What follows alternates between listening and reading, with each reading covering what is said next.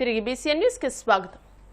కూటమి ప్రభుత్వంలో యాదవులు బీసీలకు రక్షణ లేకుండా పోయిందని, చంద్రబాబు బీసీలను భరించే క్యాస్ట్ గా చూస్తూ తన సామాజిక వర్గ నాయకులతో దాడులు చేయిస్తున్నారని వైసీపీ అధికార ప్రతినిధి యనమల నాగార్జున యాదవ్ ఆగ్రహం వ్యక్తం చేశారు. తాడేపల్లి పార్టీ కేంద్ర కార్యాలయంలో ఆయన మీడియాతో మాట్లాడుతూ ఈదుమూడి గ్రామంలో గొల్ల కాపరులుగా పనిచేస్తున్న యాదవులపై చంద్రబాబు సామాజిక వర్గ టీడీపీ నాయకులు దాడి చేశారని అన్నారు. ఈ నెల 7వ తేదీన ఘటన జరిగితే బయటకు చెప్పనీయకుండా యాదవులను బెదిరించాలని వివరించారు. యాదవ సంఘాల నేతృత్వంలో ధర్నా నిర్వహించి ఫిర్యాదు చేసే వరకు కూడా ఈ సంఘటన గురించి తెలియకపోవడం విడ్డూరంగా ఉందని అన్నారు. వారి ధన మాన ప్రాణాలకు ఏమాత్రం రక్షణ లేకుండా పోయి ఆంధ్రప్రదేశ్ రాష్ట్రంలో పెత్తందారులు అధికారంలోకి వచ్చిన తర్వాత చంద్రబాబు నాయుడు అండ్ కో చేస్తున్నటువంటి అరాచకాలకు పరాకాష్ఠగా ప్రకాశం జిల్లా నాగులప్పపాడు మండలం ఈదుమూడు గ్రామంలో ఒక సంఘటన జరిగింది. చాలా బాధాకరమైన సంఘటనే. జూన్ 7వ తేదీన ఈ సంఘటన జరిగితే ఆంధ్రప్రదేశే కాదు, ఉమ్మడి తెలుగు రాష్ట్రాల్లో ఉన్నటువంటి బీసీ సోదరులందరూ కూడా దీన్ని చూసి తీవ్రమైనటువంటి దిగ్భ్రాంతికి గురయ్యారు. ఏం జరిగిందో చూద్దాం. చంద్రబాబు నాయుడు అండ్ కో ఈడుమూడు గ్రామంలో చేసినటువంటి అరాచకాలను తీసుకొచ్చి బాపట్ల జిల్లా చినగంజం మండలం కొత్తగొల్లపాలెం అనేటువంటి గ్రామంకి వెళ్ళి ఆ గ్రామాన్ని దత్తత తీసుకున్నాడు. దత్తత తీసుకొని ఈ గ్రామం ఒక అభివృద్ధి మోడల్గా నిలుస్తుంది అని చెప్పాడు. చెప్పి P4 అంటే అభివృద్ధి మోడల్ కాదు, అరాచక మోడల్ అని చెప్పడానికి ఈ వీడియో ఒక సాక్ష్యం. చంద్రబాబు నాయుడు గారు దత్తత తీసుకున్నటువంటి ఆ గ్రామంలో కొంతమంది యాదవ సోదరులు గొర్రెల కాపరి వృత్తి చేస్తూ పక్కనే ఉన్నటువంటి ప్రకాశం జిల్లా నాగులప్పపాడు మండలం ఈదుమూడు గ్రామానికి వెళ్ళారు. ఆశ్చర్యం చూడండి, ఈ ఈదుమూడు గ్రామం మట్టిగుంట అనేటువంటి గ్రామ పరిధిలో ఉంటుంది.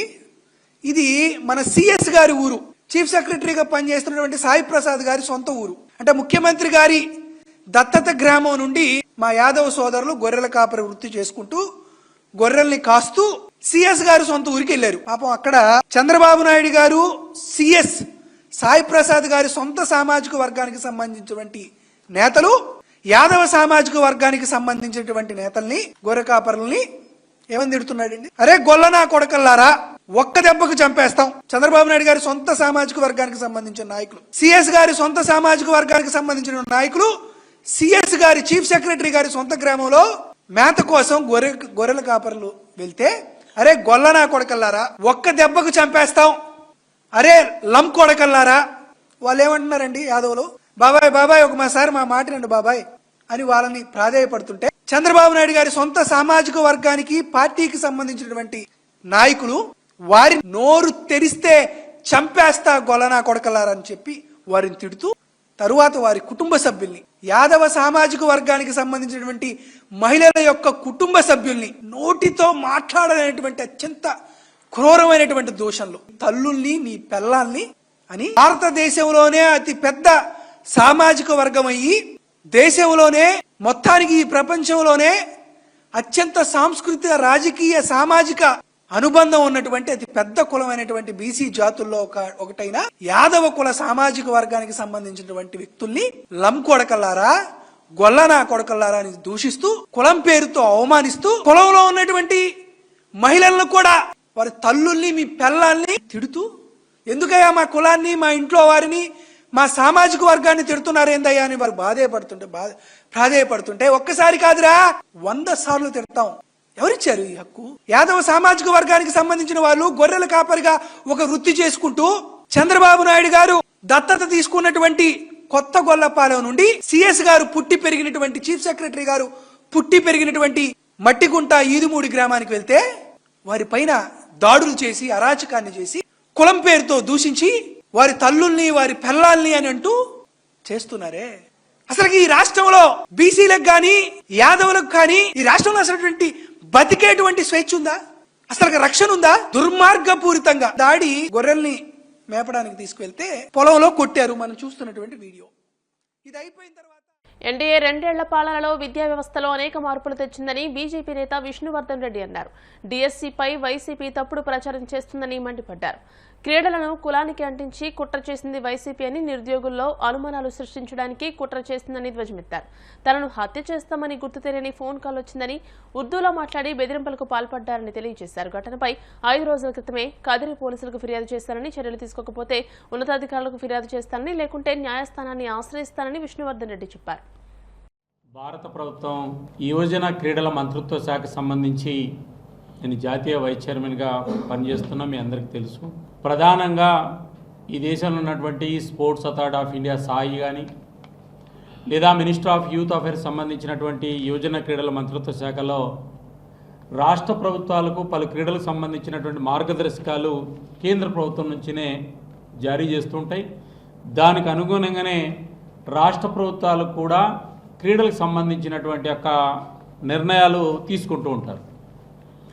ఈరోజు ఆంధ్రప్రదేశ్లో క్రీడలకు సంబంధించినటువంటి యొక్క సర్టిఫికెట్ల విషయంలో ఆంధ్రప్రదేశ్లో ఉన్నటువంటి వైఎస్ఆర్ కాంగ్రెస్ పార్టీ, ఆ పార్టీ అధ్యక్షుడు జగన్మోహన్ రెడ్డి గారు, వాళ్ళ పార్టీకి సంబంధించిన అనేక మంది గత కొద్ది రోజులుగా ఆంధ్రప్రదేశ్లో వచ్చినటువంటి యొక్క ఎన్డీఏ కూటమి ఎన్నికల సమయంలో ఇచ్చిన హామీ మేరకు లోకేష్ గారు కేంద్ర ప్రభుత్వం సహకారంతో ఆంధ్రప్రదేశ్లో విద్యాశాఖలో సంస్కరణలు తీసుకొస్తున్నారు.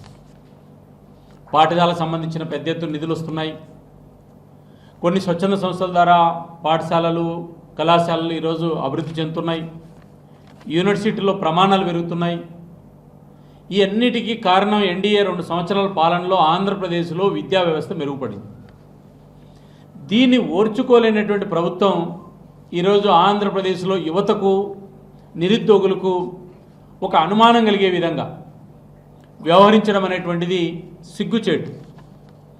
అభివృద్ధిని, విద్యా వ్యవస్థను, లేకపోతే వచ్చే మార్పులను అధికారం కోల్పోయినటువంటి యొక్క వైఎస్ఆర్ కాంగ్రెస్ పార్టీ కూడా స్వాగతించేటువంటి గుణం కానీ, లేదా వాస్తవాలకు దగ్గరగా మాట్లాడేటువంటి ఆలోచన కానీ ఉండాలి.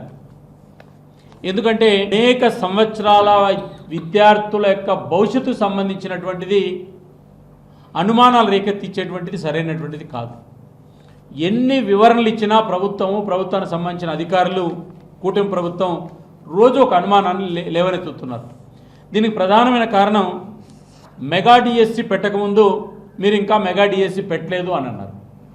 16,347 ఉపాధ్యాయ పోస్టులతోటి నేషనల్ ఎడ్యుకేషన్ పాలసీ ఎన్ఈపికి అనుగుణంగా నోటిఫికేషన్ ఇచ్చారు రాష్ట్రంలో. దీంట్లో 3,36,000 మంది అభ్యర్థులు దరఖాస్తులు చేసుకున్నారు.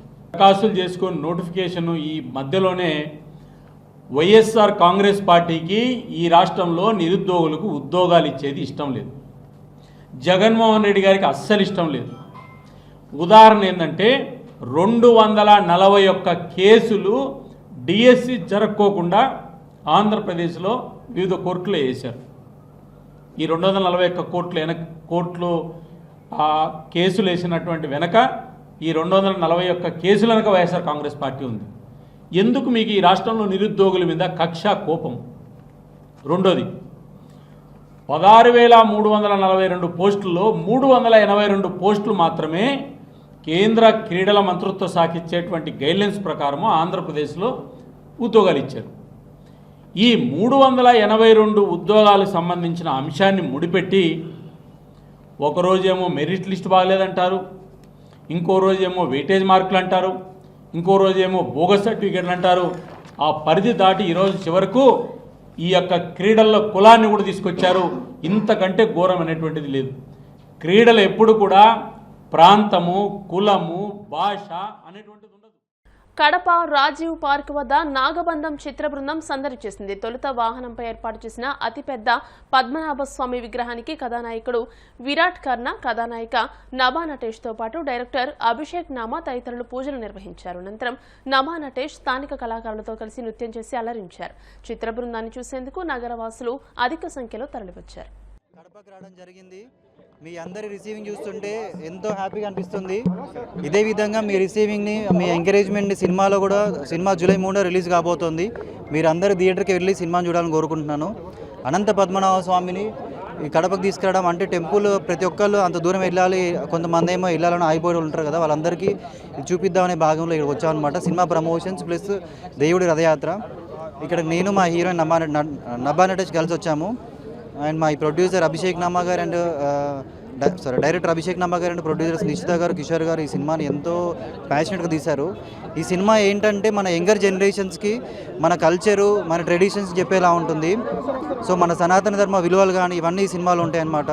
సినిమాని మీరు అందరూ తప్పకుండా థియేటర్లో చూస్తే ఆ ఎగ్జైట్మెంట్, ఆ థ్రిల్ ఫీల్ అవుతారు. సో మీరు అందరూ థియేటర్కి వెళ్ళి చూడాలని కోరుకుంటున్నాను.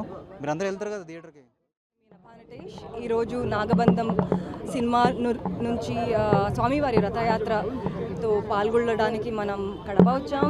మన టీం మనతో పాటు ఉంది. విరాట్ ఉన్నారు, మన వాసు గారు ఉన్నారు. సినిమా July 3rd వస్తుంది. బ్యూటిఫుల్ సినిమాటిక్ ఎక్స్పీరియన్స్ ఇస్తుంది మీకు. Adventure, thriller and lot of emotional experience ఉంటుంది మీకు. Definitely please come to the theatres on July 3rd and enjoy the film అన్నమాట. వార్తలు ముగించే ముందు ముఖ్యాంశాలు మరోసారి. సింగపూర్లో వరల్డ్ సిటీస్ సమ్మిట్లో ప్రసంగించిన సీఎం చంద్రబాబు సరికొత్త ఆలోచనలతో అమరావతికి రావాలని పెట్టుబడిదారులకు ఆహ్వానం.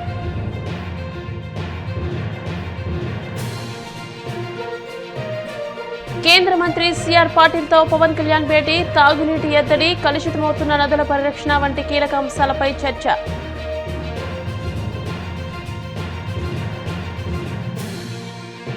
హిట్లర్, ముస్సోలినీ వంటి నియంతలే కాలగర్భంలో కలిసిపోయారన్న విషయాన్ని కూటమి పెద్దలు గుర్తుపెట్టుకోవాలి. వైసీపీ మాజీ ఎమ్మెల్యే శ్రీకాంత్ రెడ్డి హెచ్చరిక. ఈదుమూడిలో యాదవులపై దాడి హేయమన్న వైసీపీ అధికార ప్రతినిధి నాగార్జున యాదవ్. చంద్రబాబు సామాజిక వర్గం కావడంతోనే నిందితులను వదిలేశారని ఆరోపణ. ఈ వార్తలు ఇంతటితో సమాప్తం. మరిన్ని వార్తల కోసం BCN digital YouTube channel, Facebook page ని ఫాలో అవ్వండి. అప్డేటెడ్ వార్తల కోసం ప్లీజ్ సబ్స్క్రైబ్.